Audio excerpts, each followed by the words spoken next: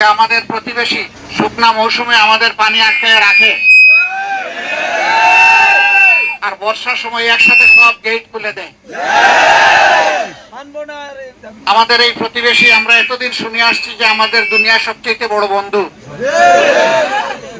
গ্রীষ্মে যখন আমাদের পানির প্রয়োজন, তখন আমাদেরকে পানি না দিয়ে পিপাসার্ত করে মারে, দেশকে বানায় মরুভূমি, আর বর্ষার সময় ছেড়ে দেয় পানি। আমরা অবাক। আমি জানি না দুনিয়া এরকম আর কোন দেশ তার প্রতিবেশী পেয়েছে কিনা।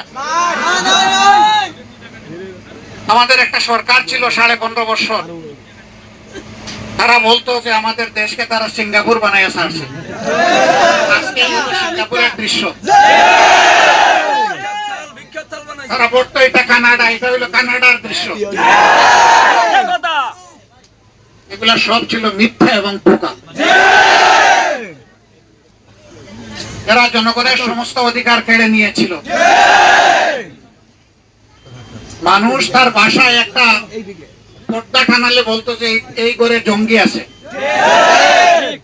ওদের মাথায়, ওদের মগজে সবসময় জঙ্গি জঙ্গি ভাব ছিল। আসলে আসল জঙ্গি তারা।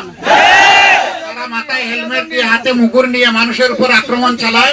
এরাই হচ্ছে আসল জঙ্গি। আলহামদুলিল্লাহ, আমাদের ছাত্র, তরুণ, যুব সমাজ, আমাদের ছেলেমেয়েরা রাস্তায় নেমে বুক পেতে দিয়ে বলছে যে বুকের ভিতর তুমুল ঝড়, গুলি দিয়েছি গুলি তো। সেই গুলি লুফে নিয়ে তাদেরকে তাড়িয়েছে বাংলার বুক থেকে। প্রত্যেকটি মা বোন, আমার ভাইয়েরা যেন সম্মানের সাথে দেশে বসবাস করতে পারে, ইজ্জত নিয়ে, দিন নিয়ে, ঈমান নিয়ে, ধর্ম নিয়ে যেন বসবাস করতে পারে।